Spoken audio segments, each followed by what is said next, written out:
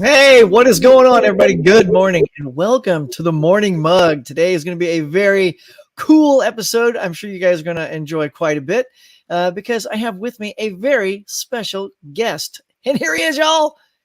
Alan Jackson. What's going on? Yeah, what's up, Alan? Hey, Huck. Good morning. Hey, man. Oh, look at us! Total accident, right? Color Amazing. Somebody likes blue, right? Or is that just? Yeah. Or is that periwinkle? Looks like periwinkle. It could be cornflower. I don't know. Cornflower. But yeah, we're gonna have some fun today, guys. We're just gonna talk about physical media versus digital. Alan's got some really great tips to help you consolidate your stuff into the digital format, which I also love. And yeah, what else we're gonna talk about? All kinds of fun stuff. If you guys saw any movies this weekend, we always dig that. You got to say something about Jurassic Park, Jurassic World. So, yeah, man. So look, you know the drill, guys. What you need to do is go grab yourselves a nice drink, a nice snack, sit down, relax, and welcome to the Morning Mug. Okay, we got to work on that.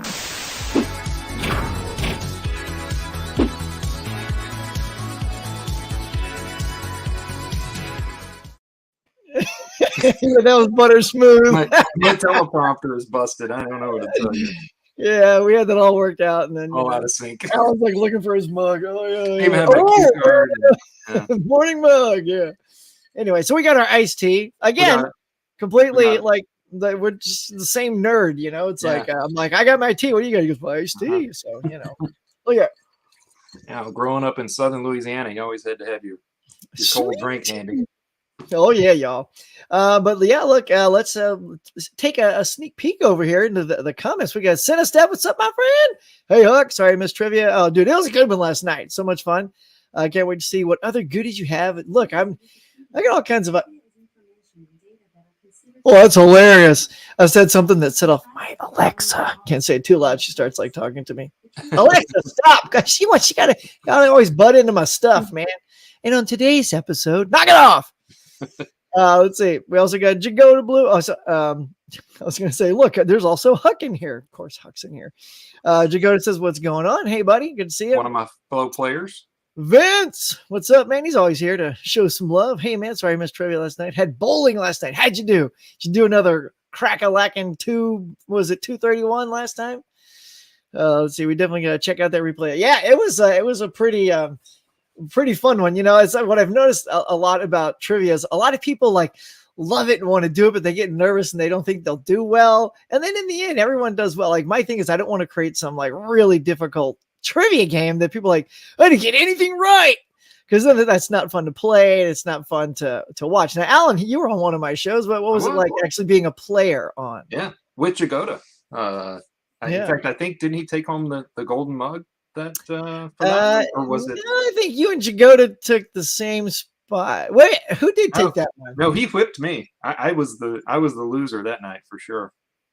Jagoda, did you take home that mug? Say yes. Let us know in the comments. Everything blends together. So many players, so many winners. Let's all watch right now. Let me call it up and just watch it.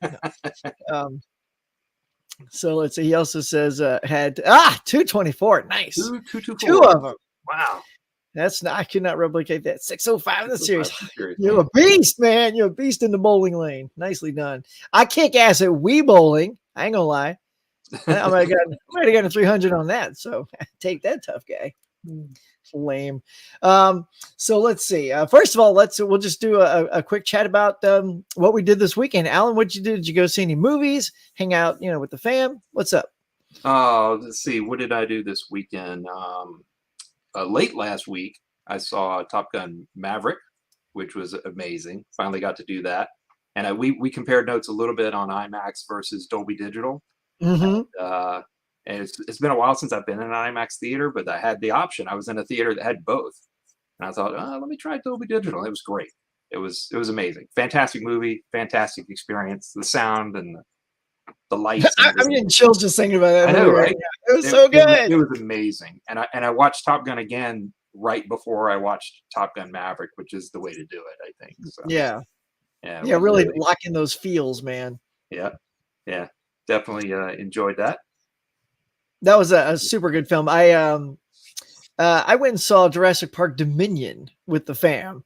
So I saw Top Gun by myself, loved it, Yeah. IMAX, of course. Now I looked, so what is the 2DX or 2X screen? That's not the Dolby Digital, is it? Yeah, it's like, I think when you compare IMAX to, and I'd have to pull up the stats and ask Google for confirmation, but it's like another 30% more pixels in Dolby Digital just on the video side, and then the contrast is like, I don't know, 3,000 to 1 or something. It's just incredible contrast, and I think I sent you that demo. Yeah, that was good. Yeah, he sent me a video. Yeah, it comes out. It says something like, "This used to be black," and then the other side of the screen is black, and it said, "This is the new black," and you're like, "Whoa, that is a lot of contrast."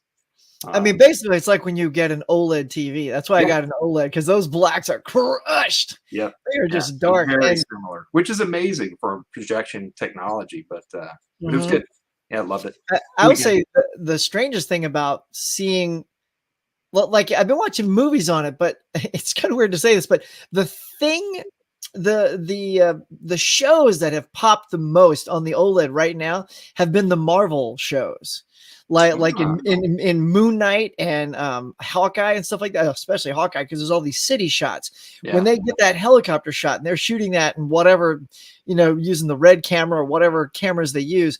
Yep. Man, I'm telling you, like you could see crystal clear to the ground and the lights and the windows. Yeah. It's things like that absolutely, that's why you get a TV like that and it pops. And the color grading, especially in a Marvel movie, is just astounding. Oh yeah, they know what they're doing. They've got that figured out. Yeah. So, but Dominion, we just saw in a regular cinema, because also it was time sensitive. My wife had a book club. You got a book club. I got my movie club, Yeah. And we had to see the earliest showing of Jurassic Park or Jurassic World. I keep calling Jurassic Park. Look, it's the OG, so it's going to happen. So we just had to see it in the earliest cinema. So, but it was a nice big one. And look, the girls were loving it. There's dino attacks. You got the legacy characters coming back, and there is fun to be had. I think that the people who are super sensitive about, not sensitive, I'm trying to say, super into Jurassic Park and want those elements to come. It's sort of like the Star Wars fans and the Marvel fans and the Star Trek fans.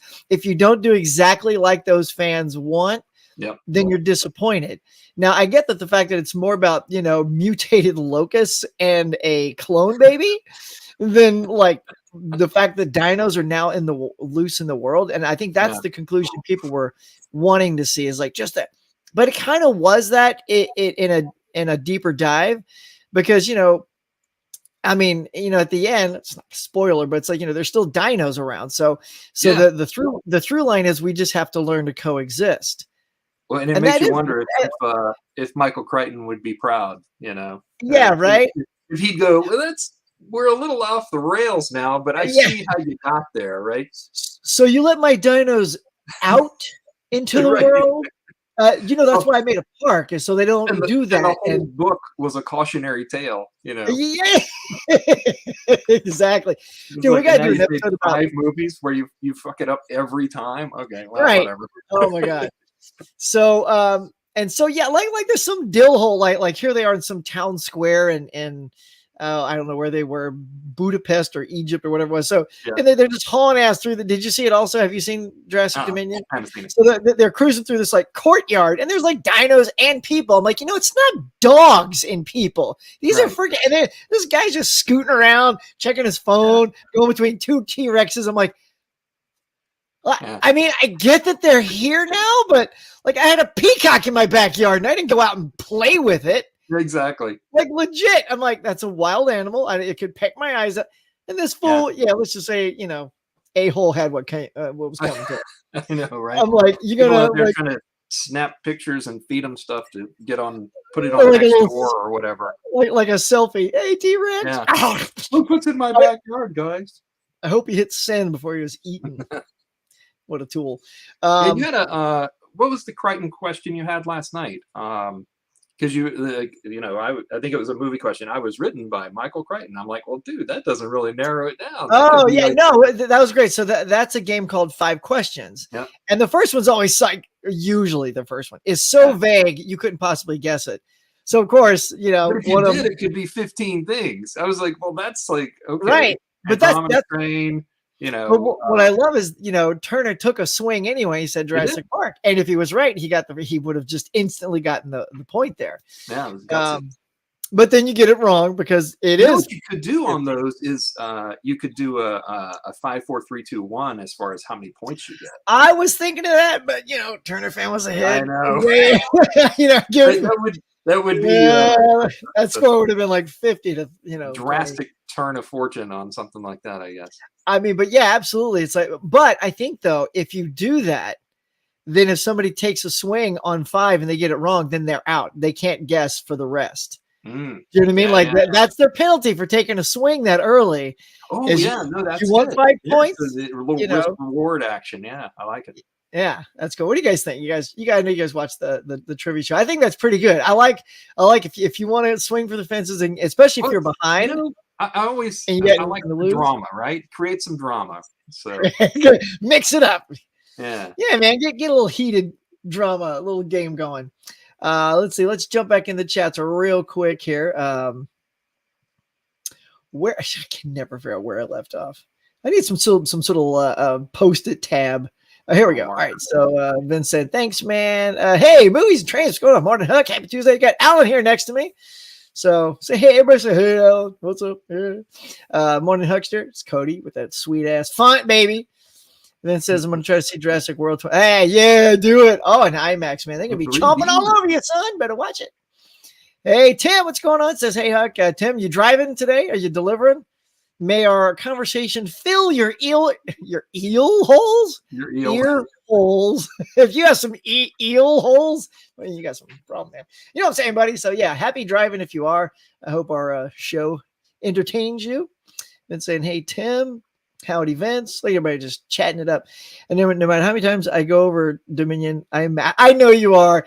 Yeah, Tim is a super Jurassic Park fan. It's like his favorite film.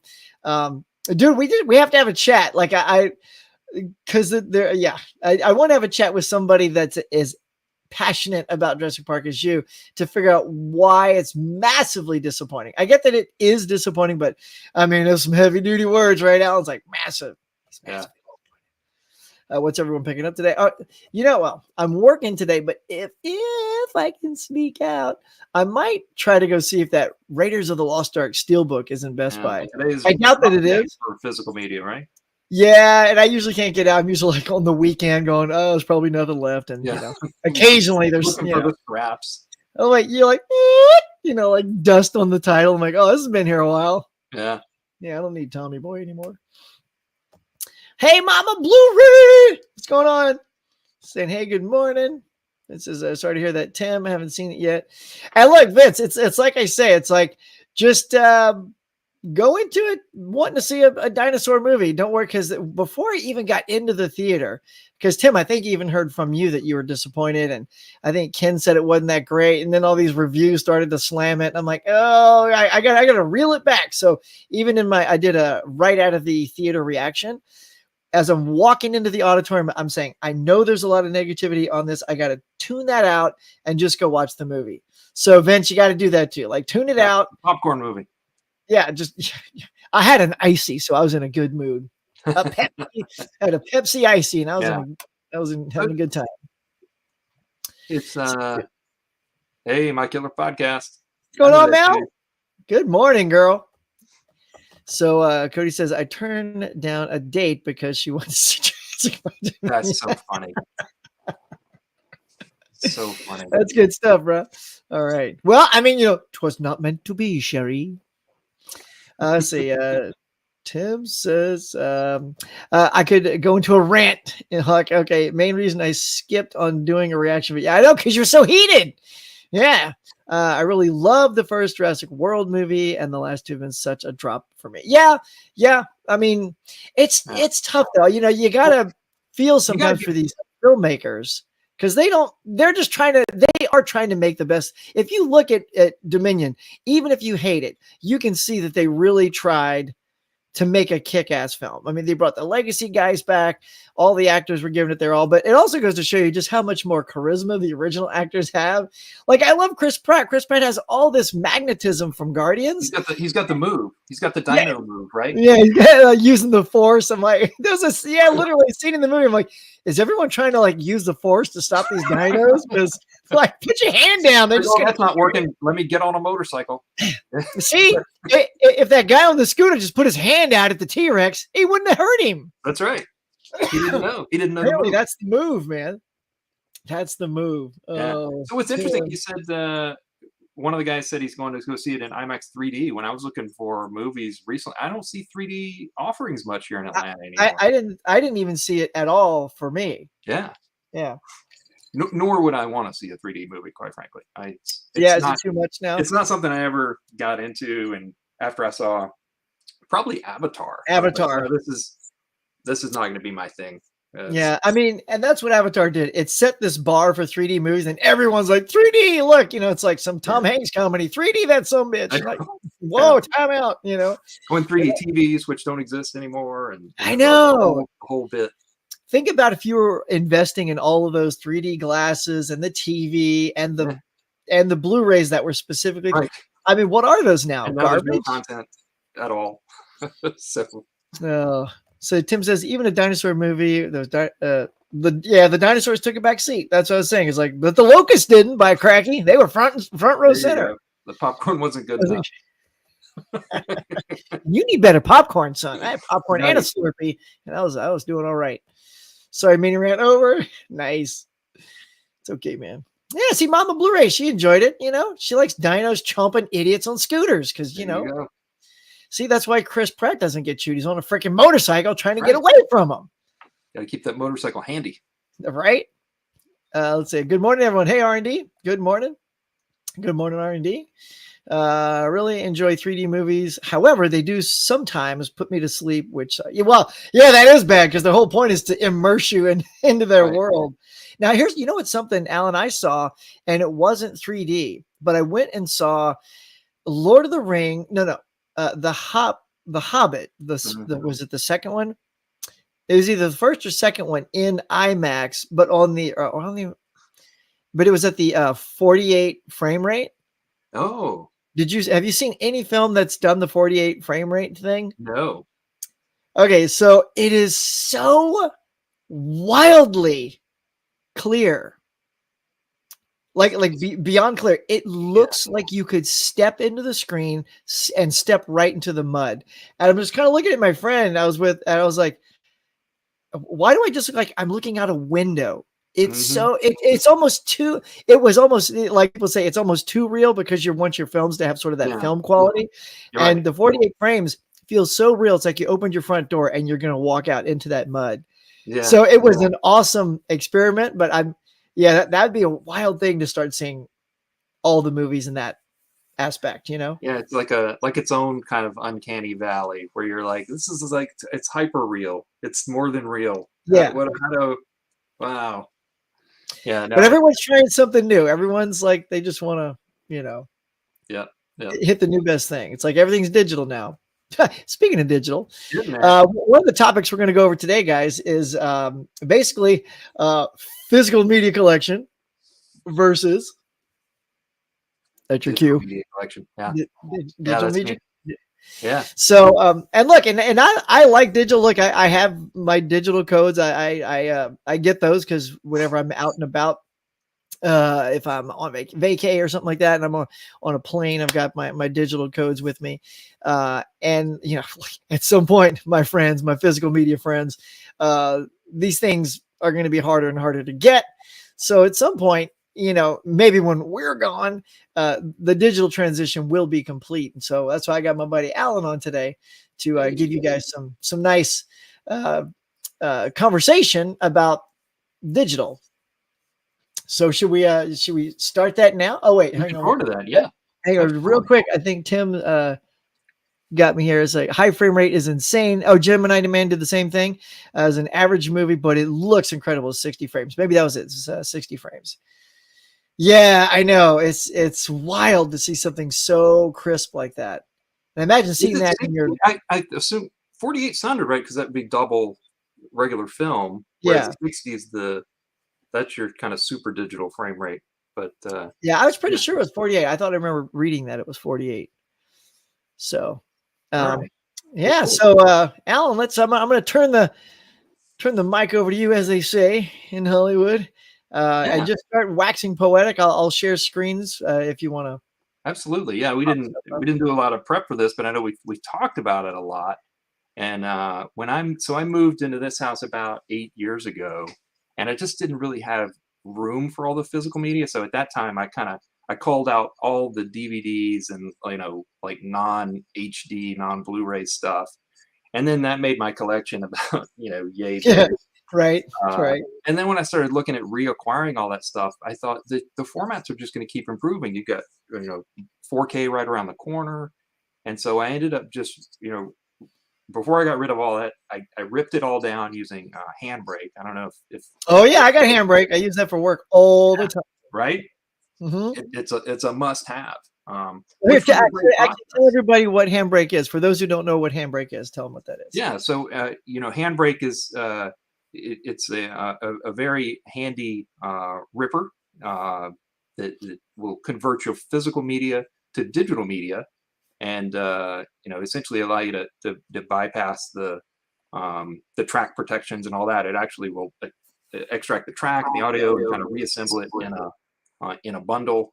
Used to be I would rip down to like an MP4 format. Now you've got the MKV bundle that's really nice because you can bundle in subtitles, and it's essentially like having a DVD in a digital pack.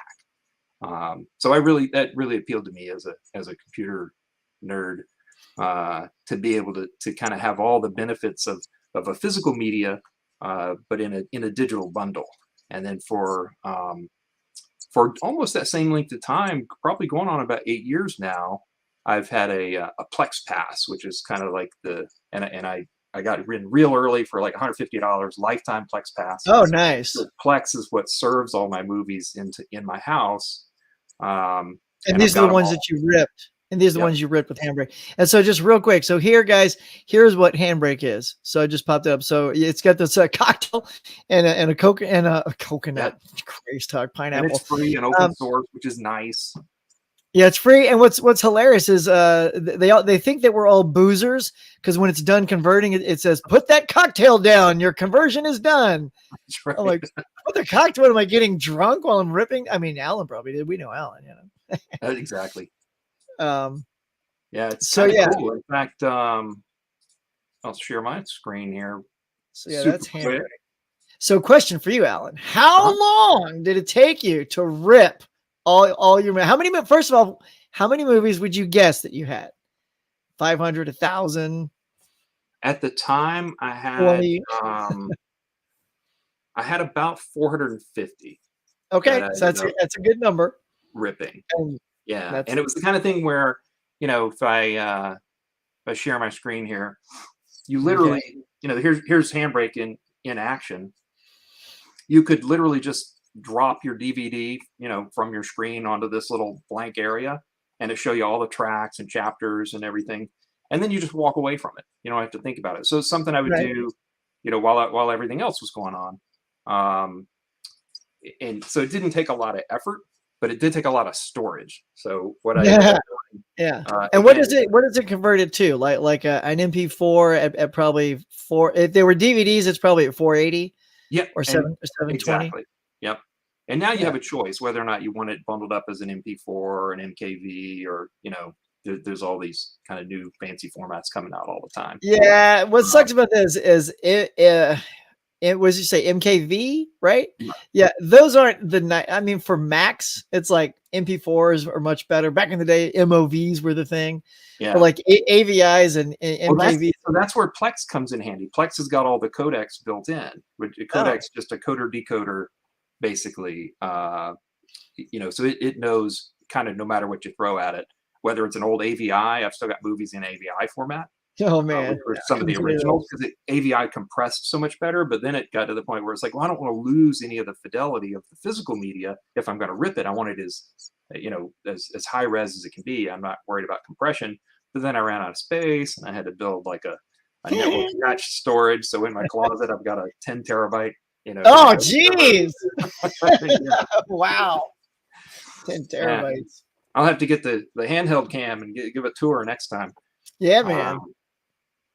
But I have enjoyed that because it confers some different benefits. I think when you look at, you give up some stuff. Of course, you give up the tangible. I think I was talking earlier. I went to look for my DVD collection. This is the entire collection.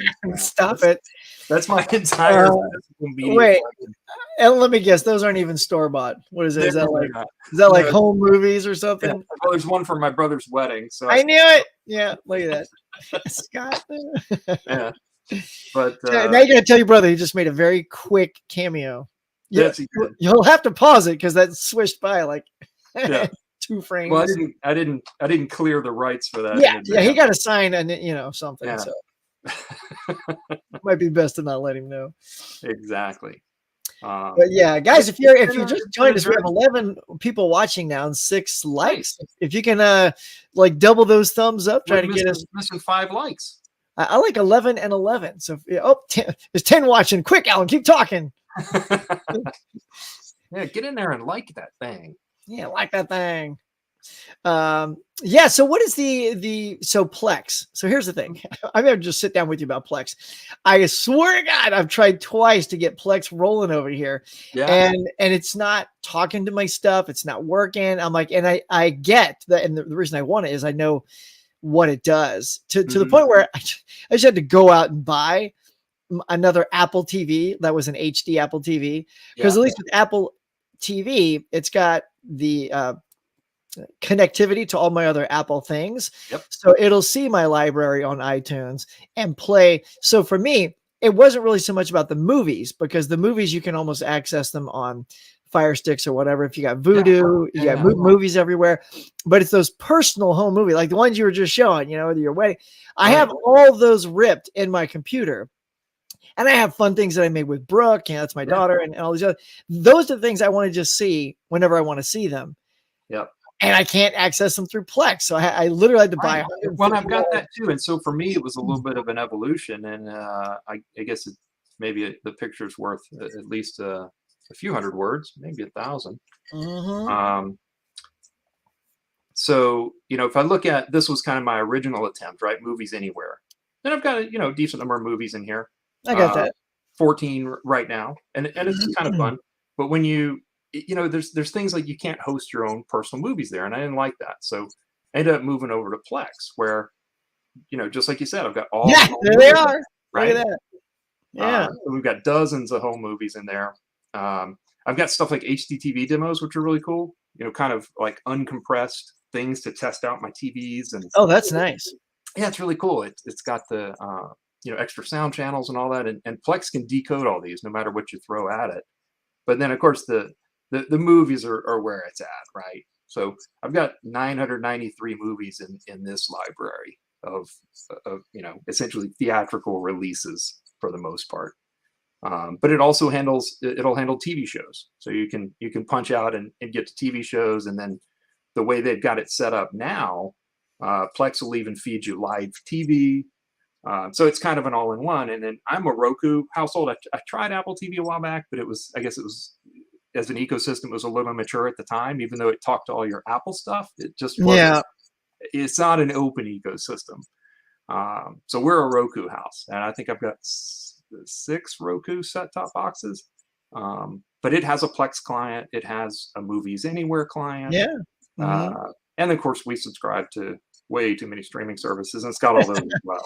I know. Does your wife say what I say? She's like, okay, what aren't we watching? Can we lose Hulu? I'm like, are you crazy? Right? The Orville's about to start. I can't lose Hulu. In my house, it's the opposite. She's like, well, there's that one show that I have to be able to watch on Hulu. I'm like, but it sucks. And I always dog Hulu. I dog Hulu for their terrible user interface. I'm like, how is this user interface so bad? I don't even. Yeah, it seems like it would take work for it to be this terrible. But I enjoy this a lot. I have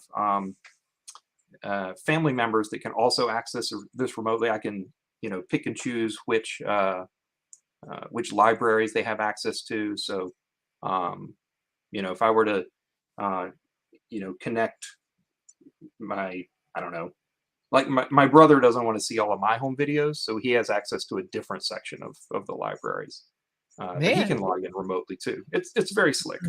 that's a deep dive there. Now I saw you had on your screen there licorice pizzas, and I got to ask you, what did you think of licorice pizza? I liked it. It was Did strange. you? I did. I did. Uh, And I heard you dogging on it one day.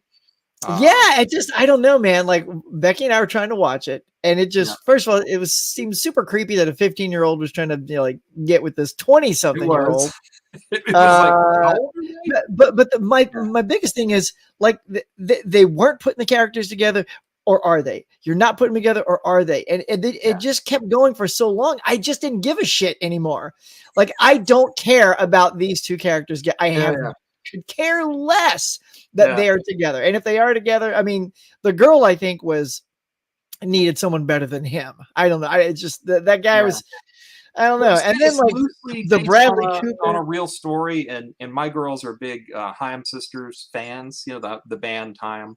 Okay. Uh, my girls are big fans, and so I've known about Haim for a long time. So when I saw that they were going to be in a movie, and it's kind of cool. I don't know if you know this or not, but the three girls in the household are the Yeah. three Haim sisters, Oh, and those nice. were their real parents playing their parents, Oh, okay. Too which bad is they weren't kind a of better fun. movie.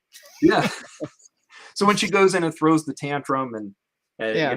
and she's cussing out everybody in the house for getting into her business, and uh, that she brings the boy home, who's supposed to be a nice Jewish boy, as they say, an Mhm. NJB, and he says something like, "Well, no, I'm an atheist," and the family's like, "What?" And they Yeah. throw him out of the house, and So I'm sure that family didn't have to work too hard at acting yeah. those scenes. They've probably been through all those things before. Yeah, but yeah, so and I like Paul Thomas Anderson.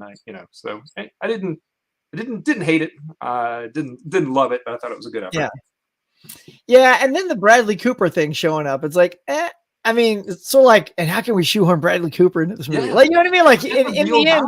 guy, and apparently that Oh was a yeah, fairly yeah. accurate portrayal of this. Oh This. yeah. It was Peter Peter Goober or Goober. It was this other guy on Batman, Yes. right? Let's see, I got it Even right one here. of the Well, one of the hang on. producers. Yeah. See here, this will be fun. Here's one of those things you can do right with Plex, since that's one of our questions. I've got licorice pizza up here. You've got the the little summary, and you can go down and you rip through the cast. So if we want to know, it was actually John Peters. Apparently. John Peters. Yeah, yeah. I Yeah. knew it was John Peters or Peter Goobers. Yeah. Yeah, yeah. I mean, he was notorious, notoriously I insane like in what the Hollywood. Safdie brothers did. He's like they do some pretty strange things in general, but they played. One was like a campaign manager, and the other guy was the mayoral candidate or governor candidate, or whatever Yeah, it was. But I thought it was a fun movie. So it's yeah. I think a lot of people do like it. yeah. I just didn't see the appeal. And I guess the thing too, it's also Paul Thomas Anderson. Like he's hit and miss. He's like Cronenberg with me, or yeah, like I like a couple of the things, and then other things are just like, okay, that was Yeah. Yeah. nice. What was I going to ask you about? Oh, here. Hang on. Let's just, jump over here real quick. We got some newbies in there. Let's go with. There we go. Oh wait, Tim says I used to rip movies in the DVD days all the time. I used the AVS DVD ripper, and would use the unlimited Blockbuster package and rip. Nice, man. Yeah. That's how we rolled back in the day. Back in my day, we had VHS. I would have a VCR with a code breaker box in between the rentals, and that's how I built my first library. Cinesteph says, "What's up, guys? Sorry I'm late. Technically, you were early, because you give me a first comment. See it, right? Yeah. Let's see." Johnny, what's going on, man? What's up, fellas? Love the new intro for last night's trivia, man. You got some serious editing skills. I did. Oh, yeah, so let's see. We have 15 people watching. All right, so here you go, guys. So this is, if you missed the trivia show last night, this is the new intro. Oh, hang on. Let me get the comment off real quick. The new intro for the trivia game. Here we go. Here we go. 3, 2, 1. Let's go. I started off strong, but my wheels fell right off. Right. Wow. Oh, mic drop.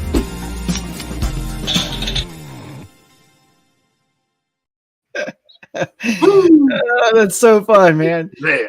Yeah. And, you know, and putting those together, you know, it's like each of those games are about an hour long, and those clips are like a second or 4 seconds maybe long, and you got to really mine for gold to get those moments where people are laughing, or you know, Johnny, your thing, let's get it, you know, or whatever. Is like, yeah, that's cool. I got to use that. Johnny always gave me a lot of things like hit it and woo. I'm like, excellent. That's the stuff an editor needs. But yeah, man, I'm glad you like that. It was fun to and now that we got a episode 5, I gotta work that into the new intro. Let's see. Says Steph says for sure. Hug is the man. Oh, thanks, dude. That's super nice.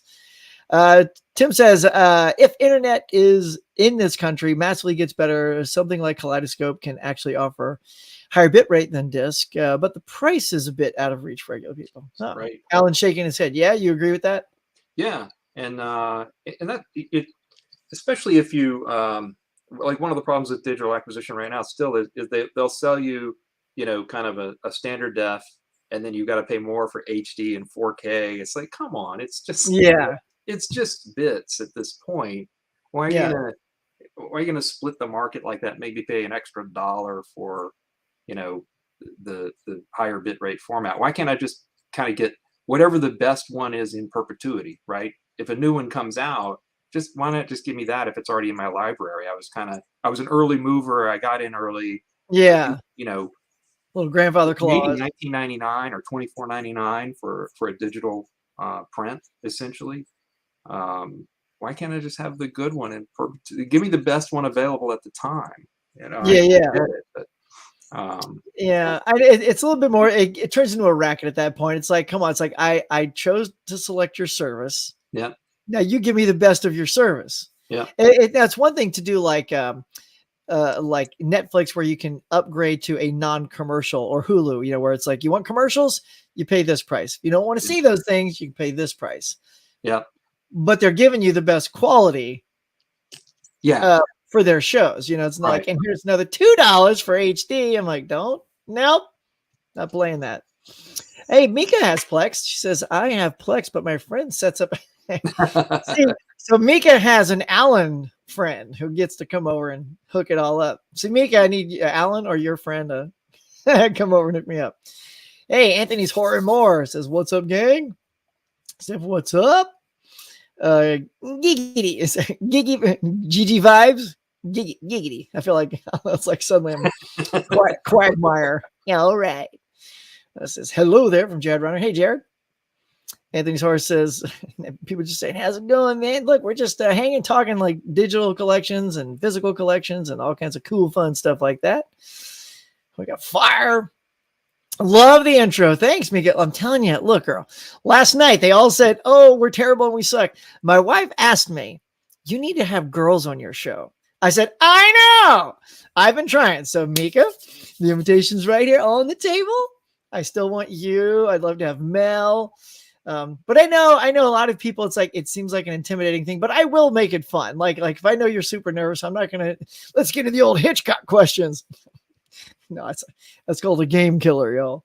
So, you know, I'll keep it fun and light. So just, you're such a great host. You make it fun against their will. Thanks. Yeah, thanks. Well, look, and that's the thing too, is if I start seeing people like losing, like, I'm like, oh, time to change it up. Was that guy like horror? I will tailor make the next question for that guy. You know, if that guy misses it, well, that's not on me. But like we did that last night. I saw a poor 4K starting to fade when he heard about like comedy questions. What was it? I think it was comedy or Jurassic Park questions. He just goes, oh. Or if you had to name the actor, I'm like, oh, okay, that's not clicking. Let's get out of it. You know, like that's my thing, is I'm not going to keep banging out more questions if it's I love the activity in the comments too. I know you couldn't see it in real time, but it was fun to watch everybody jump in and say like, Russo was only in Lethal Weapon 3 and 4, so it's got to be one of those. It's like See, that's good. Yeah, tell me more about that because as it's rolling, like I have it off to the side, but I'm not watching it because I'm just focused on the players and what their enjoyment is and how they're feeling about the game. And if I look over, I don't have time to read. That's the whole point of not going to the comments is to keep the game going. Yeah. So I'm glad you saw that because that's what I wanted. Like, and in real time, it started to seem like it was a little bit of a competition where people weren't even waiting for the buzzer to go off; they were just typing it. Which is fine because I think everybody was on their honor, not looking at the comments because it seemed like a totally legit game. I don't think anybody was cheating. Yeah, no, it's the guys were nice. Like usually everyone has the private chat up instead of the comments section up. So they're just waiting for me to say something to them. Yeah. But I don't because we're on camera. So yeah, that's great. I mean, I love that. Oh, here you go. All right, you guys ready? You ready? I have a special announcement for all you trivia fans out there. So I was talking to Becky last night, and we came up with a great. Actually, I was first inspired because I was talking to 4K D-Ray because he always puts up polls on his thing. Like, okay, Alan and I, we go grab our favorite title. Boom, we bring the title these for his battles, and then the audience, picks the title that they think should win, right? So I kept trying to think, how can I incorporate polls or something like that into the game? So what I'm going to do is after each portion of the game, so if it's the photo section of the game, there's going to be one more photo, but it's not for the players. It's only for the audience at home. So everybody at home is going to get to play. Nice. So if I throw up a Smoking the Bandit or we'll say that Lethal Weapon photo, right? Because that's a good tricky one. Is it 3 or 4? And I'll say, is this? And then I'll give selections: Lethal Weapon 1, 2, 3, or 4. And then everyone that's in the comments can vote and see what mostly the audience thinks it is. I mean, the audience can still be wrong, but it's their way to play. And then, so we're going to start incorporating that. So each section will have its own audience participation piece at the end. So I'm pumped about cool. that. Yeah. When you did the Smoking the Bandit thing, I was trying to remember, like, what was the deal with Coors? Why was that like a whole movie plot that you could write a movie about trucking Coors from Colorado to wherever? It's because it was not available and illegal in a lot of parts of the country until 1986. And I remembered that, but I was like, what was it was literally until 1986, running Coors across state lines was illegal. So, right. Yeah. Not for I was going to say not for the Bandit Snowman. Actually, it was. That's why they were. That's right. Yeah. But such a go. Yeah. A buddy of mine says, is he in here yet? Yeah. We have a guy named Michael Hubbard. He's from Florida, over there on the East Coast where you are. And I know he's a big Smoking the Bandit fan. So once in a while I sneak in a Smoking the Bandit question for him. Nice. So that's a good one. But I'm hoping that's going to work. Actually, let's test something right now. I don't see it. Oh yeah, it's in my collection. I knew it was. Because I'm looking at the chat. So 4K said if I click the 3 dots, I get participants, pop out chat, toggle. Yeah, no, it's I don't have anything that says polls. Or is this it? Create a poll. Here it is. All right, let's see. Okay, here you go. Yeah, I was polled a few weeks ago, and it was a little painful, but hopefully this is different. Nice. Here, Alan, keep talking. Keep them engaged while I type. Oh yeah, no, I can do that.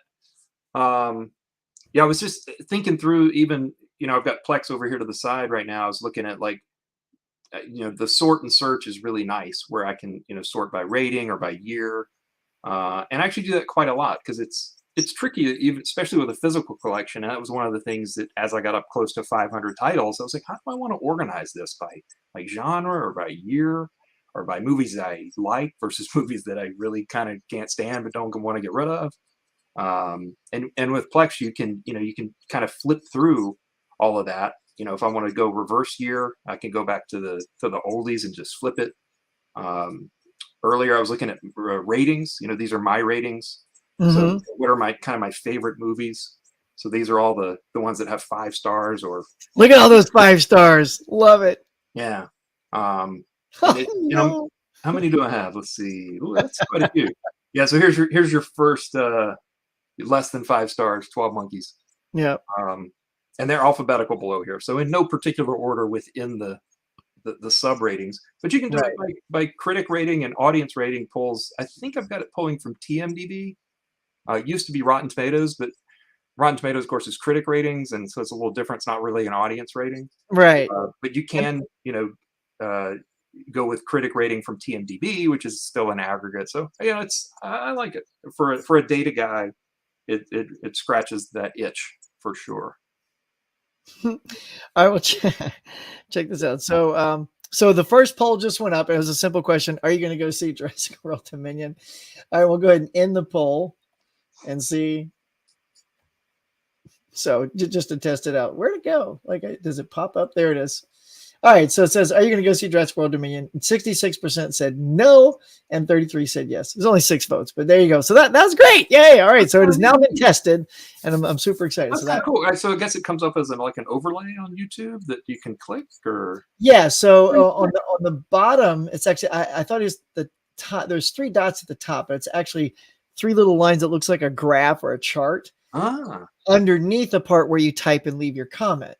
And it says create a poll. Apparently it's been there the whole time.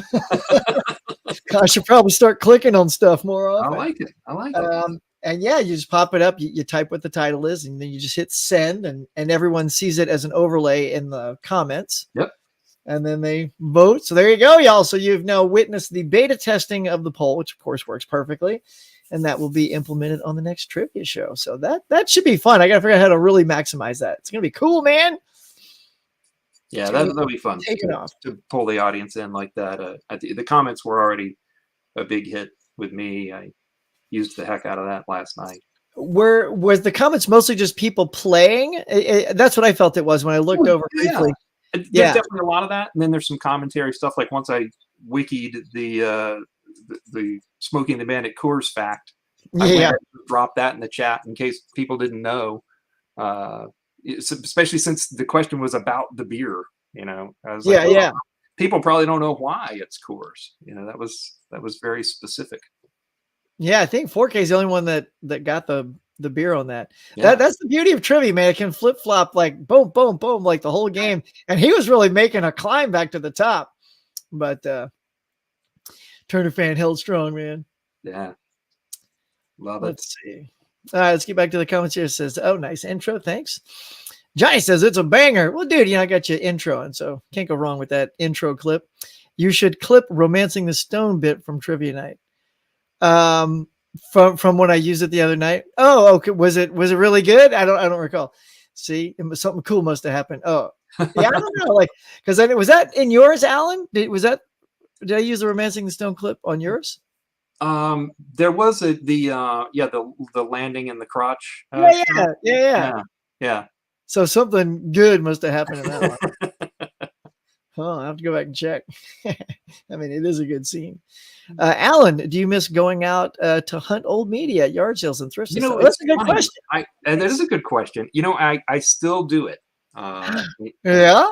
Yeah. If I can't find what I want, because not everything's available in digital, kind of same as physical. So I will, I don't have one that's as well organized as Wimby's. I'm like really jealous of your Wimby's because the Goodwill that's closest to my house is such a dump. Everything are. It's all garbage. There's just never anything good there. It's yours like mine? Like I'll go open the case and there's no freaking disc in it. I'm like, really? You guys didn't even pop it open? Like it's one thing to check it for scratches, but there's no disc. Yeah. But I still, I have to scratch that itch every once in a while. Sometimes I'll find a little nugget of gold, as they say, and bring it home and rip it. Which is where I got some of those that flashed up on the screen a while ago, like some of those old movies, like Chitty Chitty Bang Bang. I think was one of those that I ripped from physical media. After having a hard time finding a print. So then do you then take it back and then just sort of pay it forward back to Yeah, just give it back. the thrift store Yeah. so they can sell it again? And they don't give you any kind of store credits or anything like that. It's just like we take it. Thank you. Yeah, just give it back through the back door. Let somebody else enjoy it. And keep the disc out because they won't know. Yeah. But it is funny. I mean, when I look at my physical media collection, it all sits right here on my desk, essentially. That's pretty funny, dude. Yeah, that's the thing too. Is like when a lot of my Goodwill's horrible too. They used to have a couple of Blu-rays. Now they don't even. It's just all DVDs. So I don't even tend to go there much. But yeah, Wimby's actually has like this nice dedicated Blu-ray section. It used to all be behind the counter in these tubs. I always have to ask them. That's why I can never really do videos there. In fact, the places that I seem to have the best luck are like the not the flea markets. What do they call them? They call them antique stores, but it's that's what this place is. They're really just rent a booth, and then you find the guys that and gals that rent the booths in these places. They'll have a thing that they do. Some of them are comic focused, but every once in a while you'll find that they've got some decent media in there. Do you go to your look for old album covers and stuff like that? Because I've even gotten into kind of scanning old art and then kind of retracing it digitally and then sending it off to Vistaprint. And I've got some really nice wall prints of art that I redrew myself. Like I've got I've got an old Omni magazine cover. You remember Omni magazine? Yeah, absolutely. It's one of those covers that I just loved, and I couldn't find one that was in good enough shape to frame, so I just redrew it myself from scratch. What? Yeah, that's a lot of work there, man. Yeah, it's pretty cool. I bet you I could pop that up in a minute. All right, well, yeah. So when you go out shopping, do you ever hit like a swap meet or flea market kind of thing? I don't. Yeah, those I don't go to those often. Like, because when I went, like last is like probably Halloween time, October. Mm-hmm. I went on a Sunday, not knowing. And this guy, he had a mega booth, like 3-4 tables wide, and and all kinds of good selections. And he said, "I'm here every other week." But when you don't go back for another 4 months, you don't know if you're on that other week or not. Right. And that's what happened. I went back, it's like gone. I'm like, oh man. But I still found this one guy who had just literally 3 rows, but it was enough to find like 10 movies. And I just gave the guy a 20 and said, "Will you take 20 for the whole thing?" And he's like, "Yeah, sure." I'm like, "No way!" Like $2 for a Blu-ray, and they were all good. You always pop them out and look, make sure they're not scratched to hell, and that they're in there. It's always such a solo thing for me. I don't. Yeah. You don't bring the kids. It's treasure hunting. I put on my little hunting light and your spelunking hat. My magnifying glass. I'm going in. Just go out looking. But I found this cover. So I don't know if people are interested in this or not. Let us know if we're killing you or if you're interested in this, guys. I want to see your handiwork. But yeah, so I found that I was able to get a digital copy of this Omni magazine. This is the cover. Yeah, wow. And then I had a like an old scan. I don't know if I even kept it. Let's see if any of these are the actual scan. No, that's not it. But this was the cover. I was like, man, there's got to be a way to get one of these. I was looking for the one that I based. Because I wanted to make it really, really large, and I probably deleted all the old ones. Oh, here it is. This is one. Like this was the first one I found. It's like, no, that's. Oh, you can see the edge of it and stuff. You can see the scratches on it, and it's real low res. I'm like, all right, well, what if I just make my own? So I use I like a set of programs called Affinity. Mm-hmm. And you can kind of see I even did a demo. With some folks on, I was like, here's the original, and then here's after I redid it, and so I've actually got it framed on the back wall. Well, man, next to my little video arcade emulator. Yeah, you got some artistic skills, man. So I see how you can, because I was trying to picture like what could be on this cover that he can redo, because if it's got like a dude's face, I'm like, what, he drew a guy's face? Yeah, in fact, it's all images. So Affinity Designers is, and I wouldn't say I'm artistic at all. I'm just kind of geeky enough to fake it. Let's see. Yeah, here we go. Sorry for the dead air. Yeah, I was just about to take you off. But like, with the yeah, vector-oriented programs, you can literally, you've got infinite zoom. And so here's like the original cover, and I can, I've got my screen shrunk a tad just so it all fits. yeah. But if I turn off the image, you can kind of see everything snap into focus right there. Yeah. So I just went through, and each of these is a little shape that becomes an object, including all these little, all these components. And so I drew these because it's like one of those geeky things that I like to do. That's Even great. the barcode, and we got the barcode in there, so. Well, yeah. Is that an accurate barcode? If you scan that, will the magazine come up? It was the one that was identical to the original scanned photo. So. Of course. Why would I even question it? That's right. No, it has to be authentic. Look who I'm talking to. That's awesome.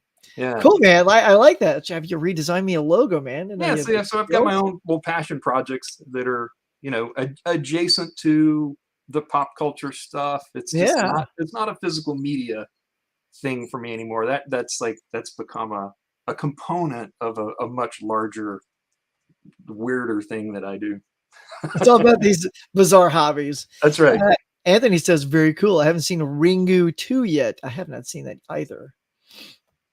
An all girls version would be fun. Yeah. So I would tune in for that.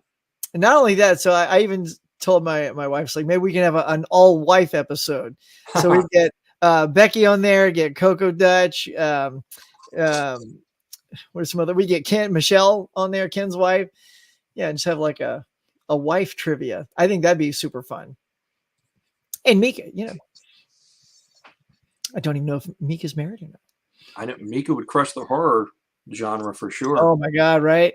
I think I would just Mika, in honor of you. So how like the fellas last night, they were so nervous. I had to make all the photos were action films. So I think I tailor those pics to a horror thing, especially if Mel's on there with you, because I knew Mel would kill it with horror. So well, it's funny you were offering him the genres, and I was curious to see if anybody would pick children, because having 3 girls, I do pretty well in this children's genre because I sat through so many children's films when they were at home.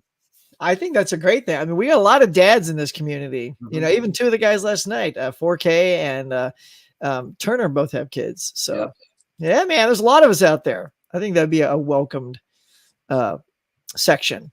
I think you know how to read people and make everything fun and comfortable for all. Thanks, Sinister. I try, man. I try. It's been my occupation through life is studying people. That's been one of my, in the acting world, they sent us somewhere. They said, go to a location and study people and then come back to class and then do that person without words. Ooh. And then see if we can guess who you are, where you are, and what you're doing. So my thing is I went to an airport and I really hyper observed this person going to an ATM, and it was just super hilarious. Like they were just like confused and like, looking around. It's like, so you had to remember every little detail and then see how many things people could pick up, and especially get the fact that it was an ATM at an airport. So right. Anyway, I don't know why I went down that tangent, but yeah, it's like, so yeah, my whole thing is about watching. That's fascinating. It makes you understand. It gives you appreciation for how hard acting really is, because to make it's one thing to act it out and somebody's acting, but to be acting and not look like you're acting, that's hard. That's the trick. Yeah. Yeah, but it's great study. And I find I do it all the time. Like everywhere I go, people fascinate me. I love people. People watching can be one of the funnest things. I think people just in their world today, they have their phones and their heads down and they're walking. I certainly know my daughter's like, does a lot, she's all phone bound. But like, I'm always like, pick your head up. You're like, look where you're going. Especially when you're crossing the street, pick your head up. I'm always like, stop, pick up your head. Go across the street. But I'm always like observing people because they're highly entertaining, sometimes frightening. Indeed. We've all seen those people. Let's see. She says, hopefully my mind won't go blank. It won't. Everyone thinks it will. I'll make sure it won't go blank. I'll throw in like literally a haymaker to you. Like, you got this. What's your name? Come on, you got this, man. Mika, nailed it. You never know. Ladies Night Trivia sounds great. Yes, it's gonna be a good one. Love the poll idea. Yes, come on, Mel. I'm serious. You and Mika, give me one more, and it'll be not only an all-girl battle, but a girl battle with a horror twist. Oh, that would be so good. Oh, that would be good. Come on. All I need is you girls to say yes. We can do it in 2 weeks. We can set the bar now, give you time to, mentally prepare, do it on a Monday night. So that's the thing too, is these, as we all know, finding airtime on YouTube now is almost impossible because everyone's doing stuff. Yeah. I hate to say this now because then everyone's going to start like challenging me on Monday, but no one does anything on Mondays really. So I'm trying to claim Monday. So, Monday night time slot. Monday night lineup. I think it'd be, like NFL, they have Monday Night Football. There's, Monday night movie. Yeah, there's a reason Monday nights are fun. So Mel, just think about it. Think about it. I think it'd be awesome. John Grimes, love the idea for us to participate. Me too. I am so, when we came up with that last night, I was bouncing off the walls. And my wife's like, oh, go to bed. I'm like, no, I got an idea. I gotta figure it out right now. I gotta hang on. Yeah. Give me a notepad. Yes, and Steph, maybe convince yeah. Oh, that'd be now. What I would love though, convince your double there, your twin, but you got to play separate because then one of you can take home the victory title over the other, or maybe Mel, crush you both. You don't know. I think it'd be fun, man. Oh, you and your twin and Mel. Let's go. Oh, I'm so excited. Let's make it happen. There he is. Michael says, "Hey, Hook. Hey, bud. We were just talking about the Coors stuff with Smoking the Bandit." Trivia Ladies Night. Look, I feel it. I feel you're getting excited about that idea, man. All right, it's gonna happen. I couldn't love that idea more for the next one. In fact, think about it. We could have an all-girl battle next time, and we'll have the polls. It'll just be, it'll be epic. It'll be the best one yet. Nice. When you said, "Whoa, hell of a morning," yeah, does it sound like Dennis? I keep doing this not Dennis Hopper, the guy from Apocalypse Now. Apocalypse Now. Yeah. It's a hell of a morning. Yeah. Love the smell of napalm in the morning. Anywho, right. Chitty Bang Bang's get the hell of me. Yeah. Exactly. No, the child catcher. Oh man. He looked like an insane. Like, it's like if the Hamburglar turned into a psycho pedophile. That's what that's right. Right. He looked like that, the Hamburglar, but like creepy. Yeah. The movie's Tim says, my main thing with digital isn't even quality or ownership, even though those play into it. But I love to hold the movies I love. Yep, have something to represent. Main reason I buy so many clothes. Yeah, man, I'm with you, dude. See there, look how clean Alan's house is. Look how like crazy mine is. I think my wife would love Alan's house right now. And it doesn't help, y'all. By the way, if you have not gone to Target or Amazon right now, it's buy two, get one free. Now, and a lot of people say, oh, they jack their prices up. Well, I mean, no, like you just have to find the right ones. Like, yes, maybe the 4Ks go back up to full price and you got to manage that. But even not that, like I got, it happened last night. Hang on. I got to tell you guys. So I was telling after the game last night, I was telling 4K because he's the one that had mentioned the sale at Target. Yeah. And then I also went to Amazon and I noticed that they were selling Jurassic Park. Tim, you'll like this. Jurassic Park, the second Jurassic Park, Lost World, and Jurassic Park 3. And it's the buy two, get one free, right? I'm like, oh, this is perfect. I'll get two or three for the price of two. And it'll be like they are $11 each. Only they weren't adding Jurassic Park 3. Don't. So it's like, oh, come on. Yeah. Like, so one in the cart, two in the cart, and then you're like, what? But at the end of the night, like I do, because I have a sickness, I pulled up my iPad, and at the end of the night, they added it. So throughout the day, they are taking movies and adding movies all day to that. And I'm like, oh, 1, 2, 3, purchase. So now I've got all three of the original Jurassic Parks on 4K for $11 each, y'all. So it's real. So get out there. That's amazing. Yeah, one of the things I used to hate about buying physical media or anything really is you stick it in your cart, like you're out and you're like, well, I'll look at it when I get home. And then you pull up your cart and it goes, oh, sorry, the price of the thing in your cart has increased by $9. Like, what I don't want it now. Yeah, I know. Or it's sold out. You're like, what the? How? I can't tell you how many times that happened to me. I let something. Oh, so here's my most recent woe on that. So I'm just adding to my Stallone collection. I don't have Fist, that old mob movie that he made back in the 70s, and it's also out of print. So it was $30 on Amazon, and then I also had one other. And like dude, not only did I let it sit in the cart, I swear I let it sit in the cart for like a day and a half. There was only one copy left. Guess what happened? Yeah, somebody bought it. So it's gone. And now the only other ones you see are $125, $100. I'm like, oh my God, why did I just? That's exhausting.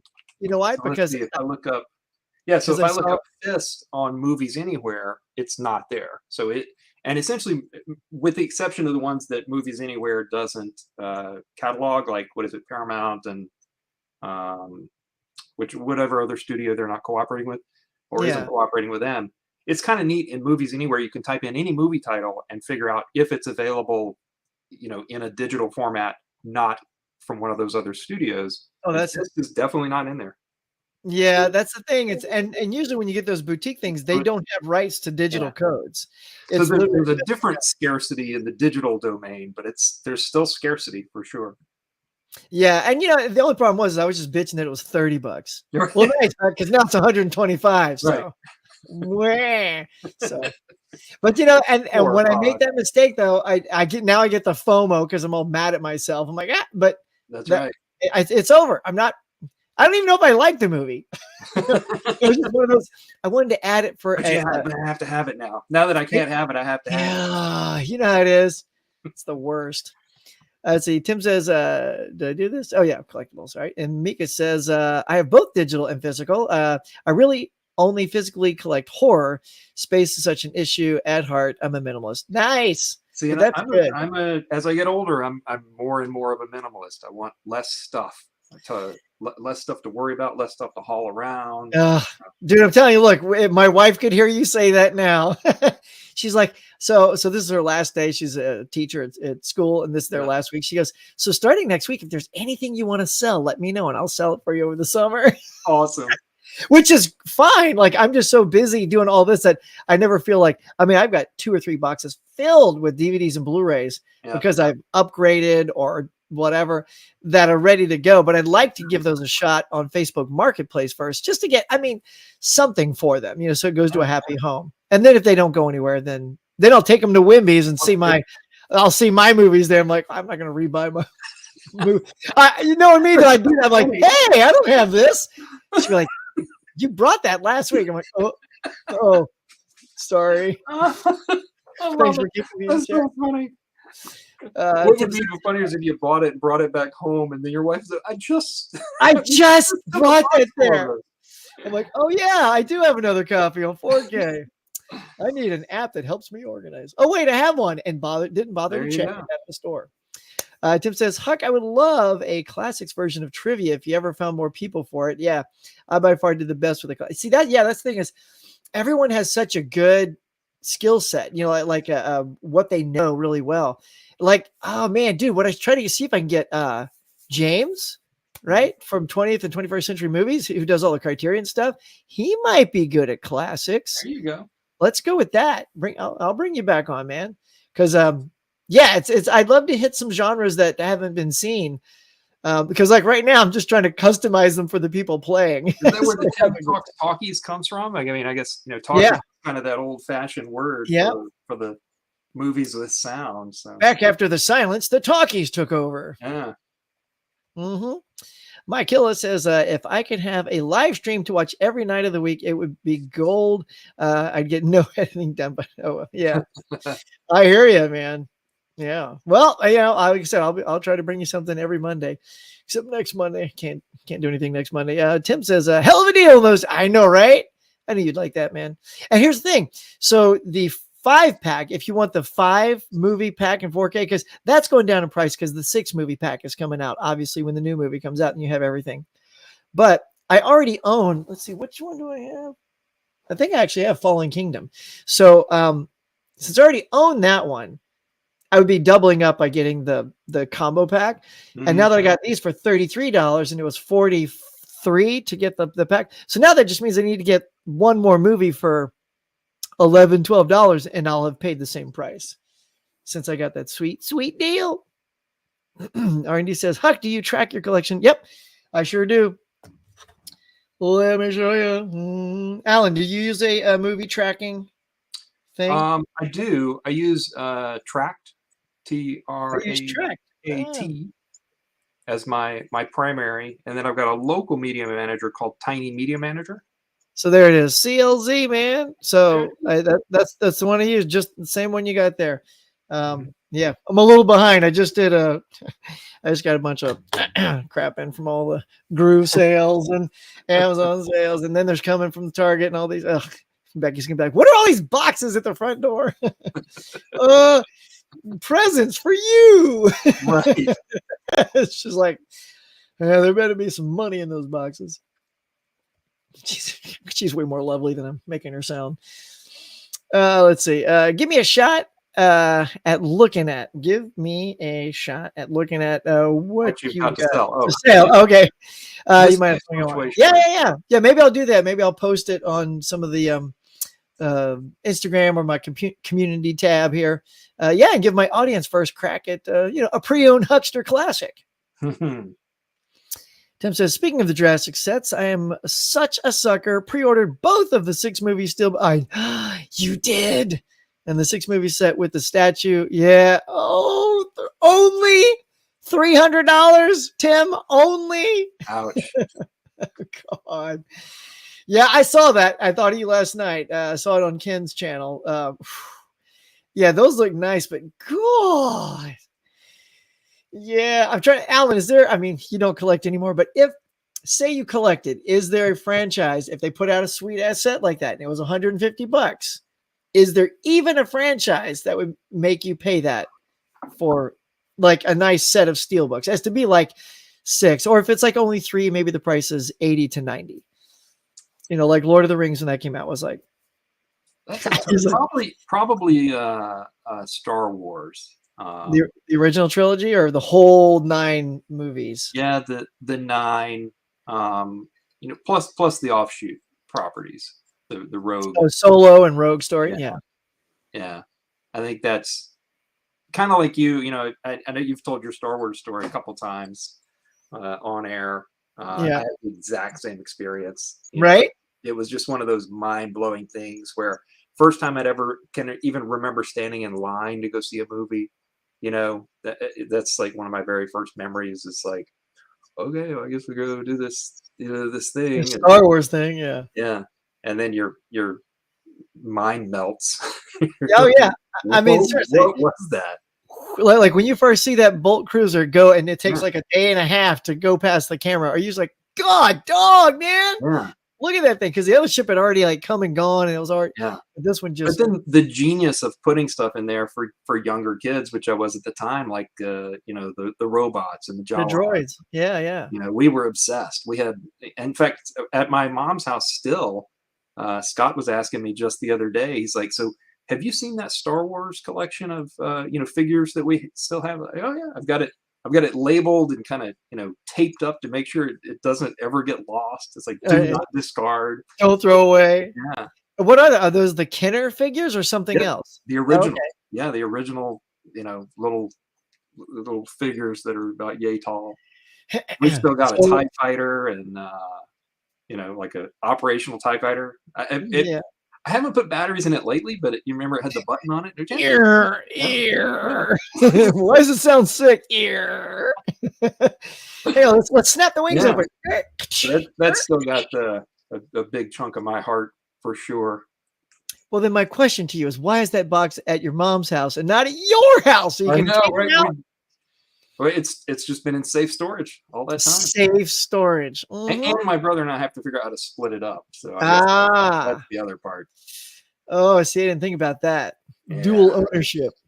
Yeah. Maybe be like a custody. You get the kids for half a year and then you box them up and send them to his house. Or possession is 9/10 of the law. Maybe I'll just buy him out. Kind of accidentally bring it home for safekeeping. For safekeeping. Yeah. Yeah. Just say, oh, I heard mom's basement's going to flood. Yeah. Basement. Like she got a basement in Louisiana.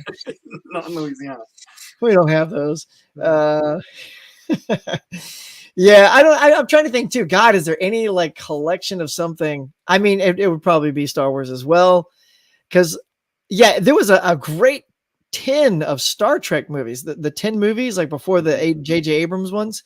Yep. That was absolutely gorgeous. I think it was only like 100 and something. Yeah. And I just didn't know about it. Like I hadn't quite gotten heavily into this whole Steelbook thing until I started the channel. And again, that ship had sailed, so now if you want it, it's like $300. I'm like, no.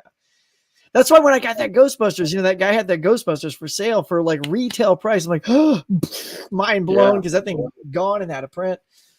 So I didn't waste time on, that whole, if you wait, it's over. Sure. Yeah.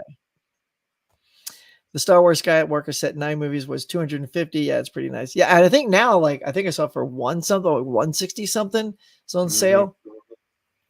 Yeah, this thing is like, if you wait long enough too, pretty much all the people that were going to buy it have bought it. Like those really hungry collectors that need it right then and there. Yeah. So now it's just taking up stock in warehouses.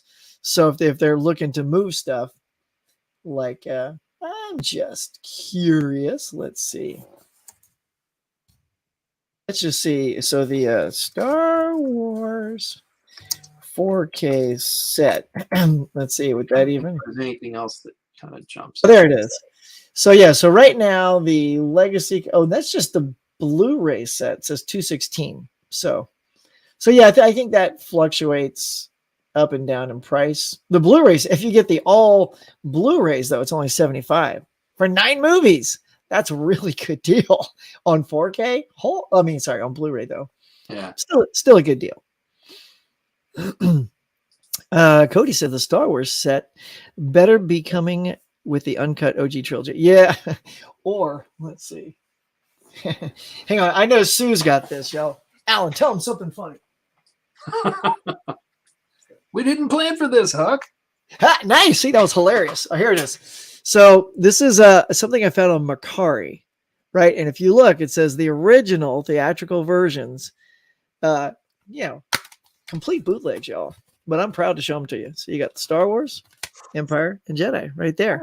And these are, and the dude that assembled this, not only did he has all the specs on the back, but for fun, he put on all these other things because these are Blu-rays, so you have more space on the discs. It's got like the making of Star Wars, the making of Empire, the making of Jedi, like all these specials. So these are like not only bootlegs of the original edits, but it's just chock full of like bonus stuff. And I'm into a lot of that. I'll do a lot of deep dives on movies where I just kind of get obsessed with particular movies, like Blade Runner. I was that way with, wanted to see all the different cuts, wanted to sit through from beginning to end the different cuts, and then read all the behind the scenes stuff or, how these things got made or those choices got made. And so I'll just geek out on, the rabbit holes type stuff. Mm-hmm. Like, did you get through all 5? Oh yeah. Oh, nice. I haven't done that yet. Although if you've been seeing my channel, I enjoy it so much. And then when you do see a difference, you go, oh, look what they did. Look what they did. Look at the thing that he didn't do. Right. Yeah. Yeah, I don't know if you've noticed, but like I've just been crushing it on Hitchcock. I don't know why. It's like I've been like I had that 15 movie set. I got one more movie left to watch, and I'll have burned through all 15. Mm-hmm. And it's been great. What an absolute pleasure it was to just sort of. I don't know, it took so damn long, but you know what I mean? But that's the other fun thing is like I have this legend that I can now introduce myself to and appreciate. I also feel like if I saw them younger, I would have just been like, like, cause I think that happened. Like I saw Psycho and liked it. And then I think I was watching The Birds when I was younger and I was like, like it just wasn't. Yeah. And then that's the attitude I put on all of the rest of his films. Right. So I didn't see any more of his films. Yeah. Now, as a real connoisseur, I'm like, okay, it's time. It's funny. I had a change of heart about a Tom Cruise movie that I just rewatched recently. Which one? War of the Worlds, which I kind of remembered hating at the time, but I just watched it over the weekend. And the special effects are astounding. Absolutely. They're fantastic. because it's a mix of a lot of CG and practical, but they did everything's perfect as far as the effects go in that movie.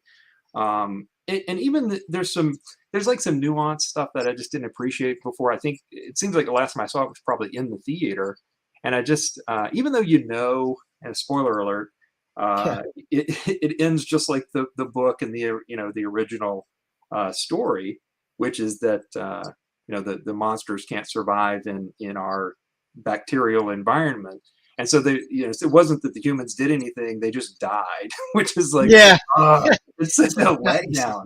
And it's even it's ambiguous because until Morgan Freeman narrates over it at the very, very end, you still don't know why the alien fell out of the spaceship dead. And so it's at the time I just felt like it was kind of meh. And the characters aren't great, but I just enjoyed it a whole lot more. I don't know why. And I tracked my ratings. I had it at a 5 before. I was like, no, that's a solid 7, 8.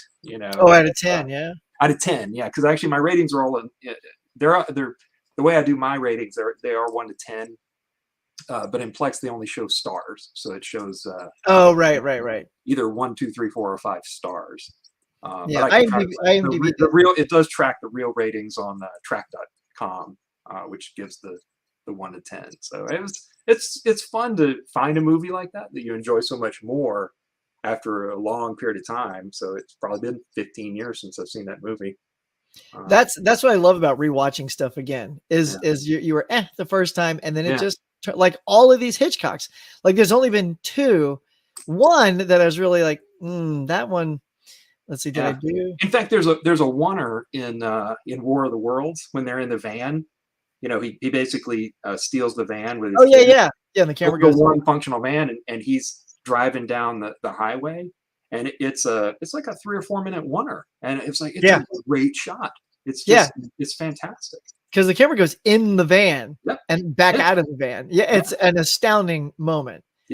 It's kind of like the one in Children of Men. That one was done. That's amazing. To the next level, but that's amazing. Like, did you see the behind the scenes on that? Like the camera literally, as it goes past the people in the front seat, they have to lean over like this, and then come back and act, and then lean over but so you don't see them leaning. I'm like, whoa. So I get a lot into that. Like, how did they do that oneer? And to me, it doesn't. Yeah, you are demystifying it, but it doesn't spoil it for me. To me, that just enhances it. I'm like, that's amazing that they're so good at their craft, that those people they're so skilled and so imaginative that they could even come up with that. I love that. So. Yeah, it makes me like it more too. But I also stress out because I know that every single performer, which includes the camera person and the focus puller, like everyone has to be on point. Like, and you can't blow your line. You can't bump it with your elbow. Like it's all like, I stress out for the filmmakers when I see stuff like that. So when I saw Rope, have you seen Rope? Hitchcock's Rope? Yes. Yeah. All one, well, 2, it's done as though it were all one take. Right. Yeah, exactly. What's going on back there goes, Hitch. Oh, that was clever, Hitch. And then he does it 7 more times. And you're like, okay. One thing you've got, like, have you seen Last Night in Soho? I haven't seen that one yet. Oh, is it good? It's really cool. If you like that kind of like how they do that aspect of filmmaking, really outstanding. Because there's well, I don't want to say anything. Yeah, okay, leave it at that. Yeah, let's check in with our audience here. Cody says the Star Wars set. Yeah, okay, we did that. Yep, I agree. I hope it is too. Mickey says the only franchise I can see myself splurging on would be Alien or Halloween.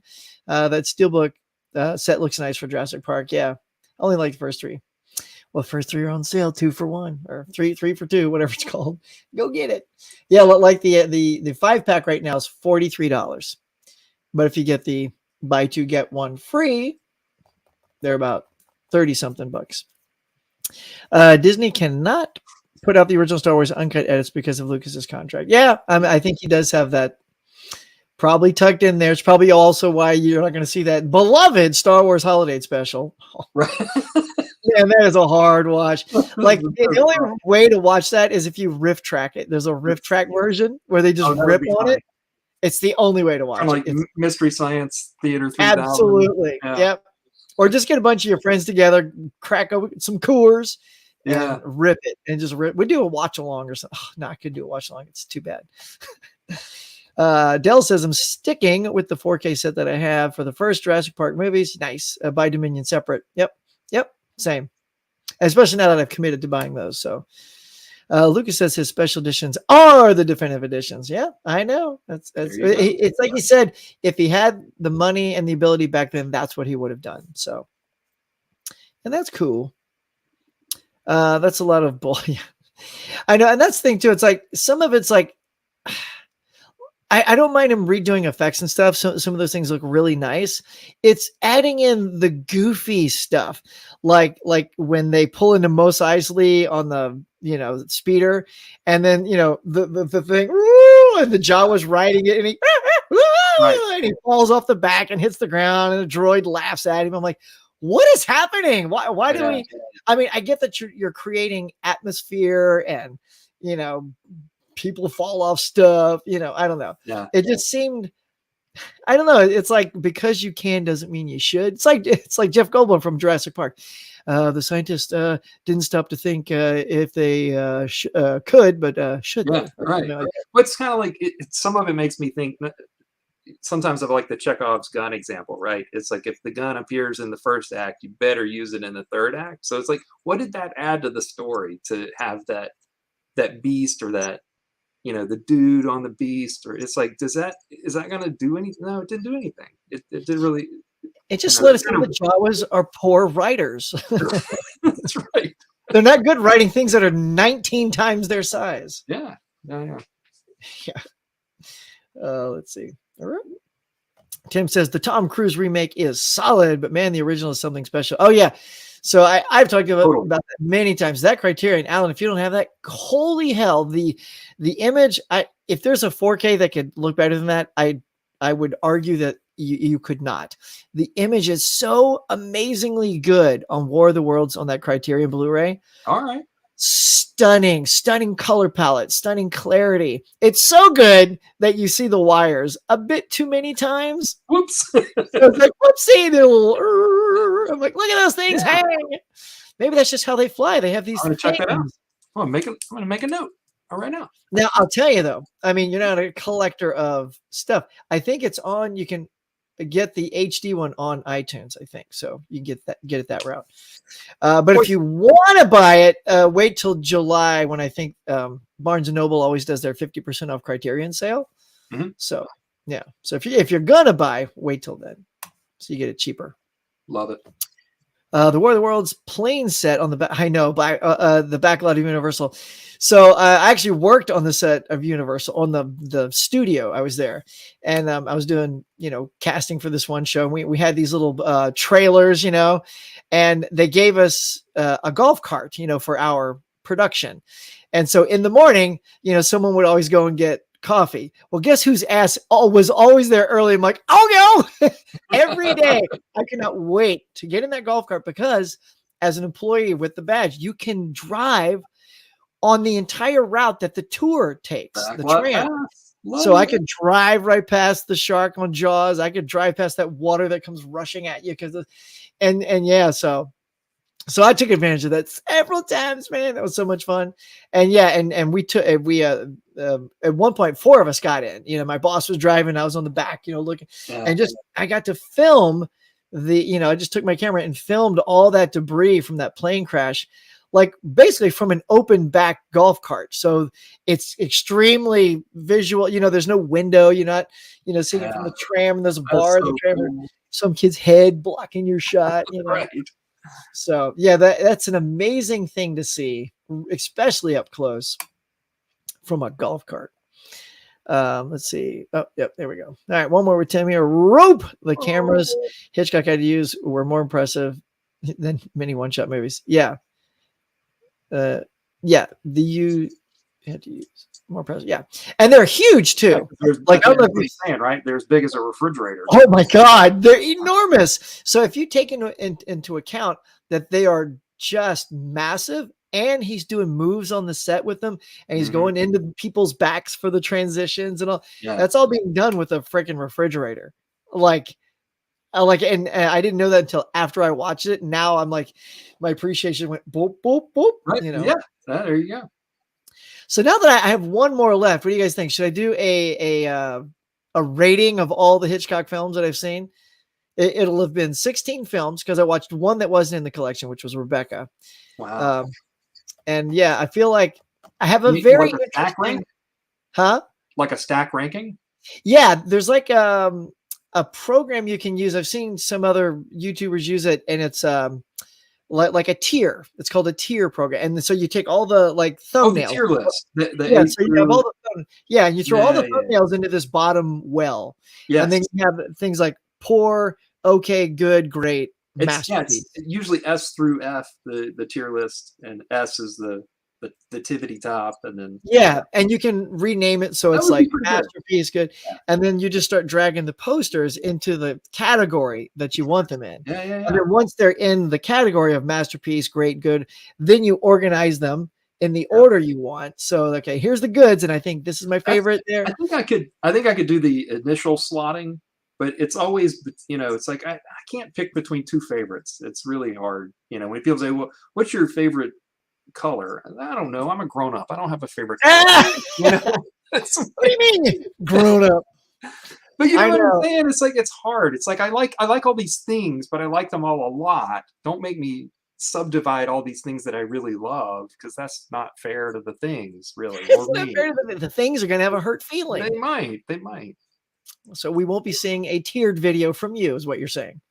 No, I could do it in big chunks. I could do it in chunks. Okay. But sometimes my own ratings surprise me when I go back through. And I'm like, oh, I didn't know I rated that a 10. I don't really like it all that much. It's good. It's fine. It's not a 10. But isn't that interesting though? How your perception of things, it's just like the War of the Worlds, Right. it was here, but now it's better. And I think that's happening with films I'm rewatching as well. They're either as good as, or then they're not. And then that's when they go in the box. Yeah, I should figure out if I could, because as my real job, I've been in all sorts of data processing and process analysis and stuff like that. So I should dig through my data sometime and see if there's a good visualization that reveals some deep insight about my movie habits from genre or rating or how many times I've watched it, or all that stuff. I've got the data. I've never analyzed it. And then make a graph, a chart in your program. Something pretty. Let's see. Cody says, you were one of those guys driving on the back lot. That's awesome. Yeah, what a great job. Yeah, I was. Now, I wasn't the guy driving the tram. I was one of those a-holes in the golf cart behind you, Right. just looking like I know what I'm doing. Just honk honk. What up, y'all? And people looking like, dude. yeah, and then people look at you like, is that guy somebody? Is that Ron Howard? I'm like, yeah, that's me, Ron Howard. Got the red hair. That's me, Ron Howard. I love it. 20 years younger than Ron Howard, but But yeah, people think, I know that. That's Chicken Boy. I know that guy. yeah, that's that Steel Frontier guy. It is true though. When you're in a golf cart, people look at you because you're on the lot driving willing, and they think you're probably somebody. And you do get like a couple of glares, like, who's that guy? Well, it's kind of like in La La Land, right? Where Emma Stone's character is working in the coffee shop, but by the end, she's on the other side of the counter. Yeah, that was awesome. See, that's another movie I need to give a rewatch to. Yeah. See, now that was one I didn't not like it the first time I saw it, but on the second watch, because it's kind of a family favorite. We've got a lot of musical theater nerds in my family. Nice. So that's one that plays on the reg. What's another one? The reg. Yeah, it's what the kids say. Play it on the reg. See, the rag. Yeah.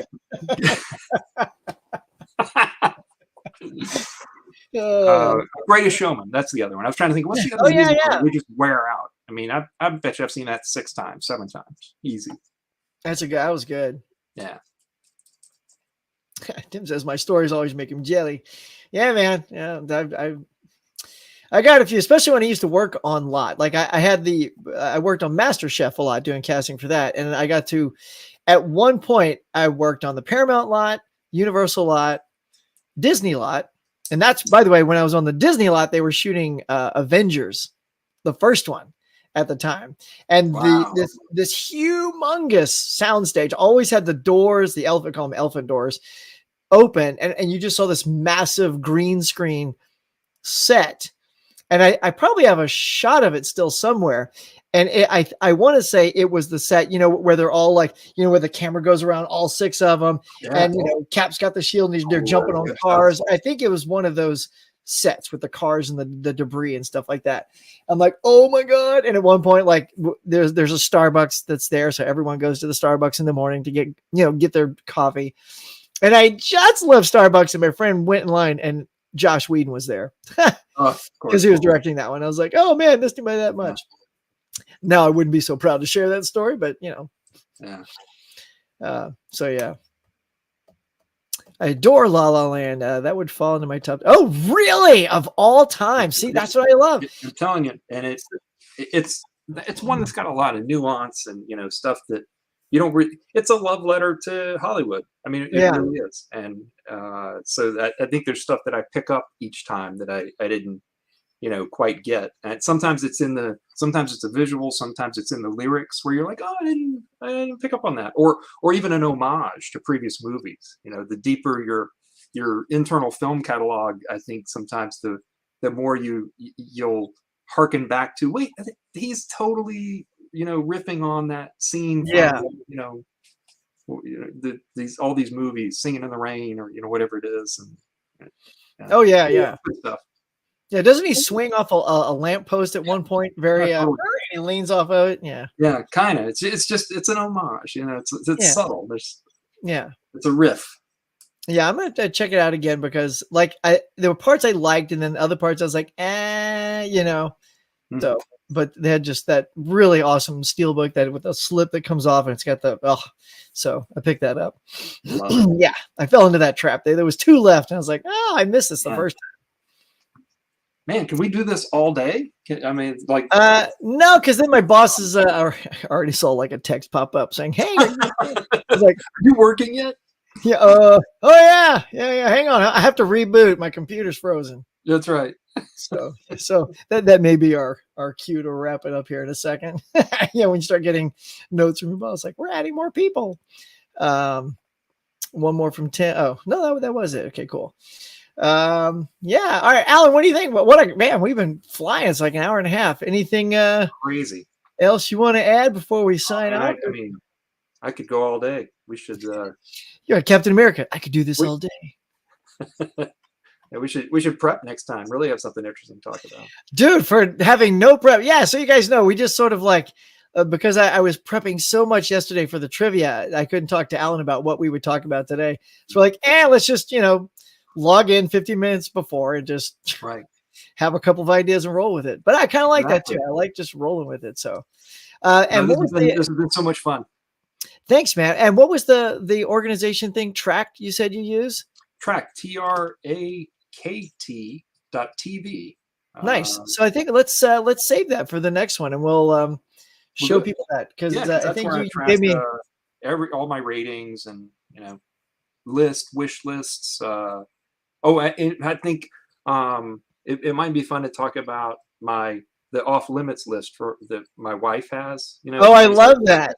Yeah. Right, actors and actresses that she's not allowed to watch without me. So if a movie comes out. I'll try to put one together too, so we can have that. That'd be great. I love it. Mel says, "Great stream, guys. Have a good day." Ed Worky Hucky. All right, we'll do. And Mel, I'm telling you, you and Mika, if you can get your sister 2 Mondays from now, with audience participation, I think it's going to be a slam dunk. So I'll talk to you guys offline and see if we can make that happen, and then we will just bedazzle the world with another great trivia night. So love it. Yeah. Alan, anything else you want to say to these great people? No, I'm good. I'm trying to do this DJ thing while I'm out of my regular work, which is fun. So I go by Atlanta.dj sometimes, but that's a local venture and something that I got into during the pandemic, actually, because DJs were hard to come by, and I'm like, absolutely.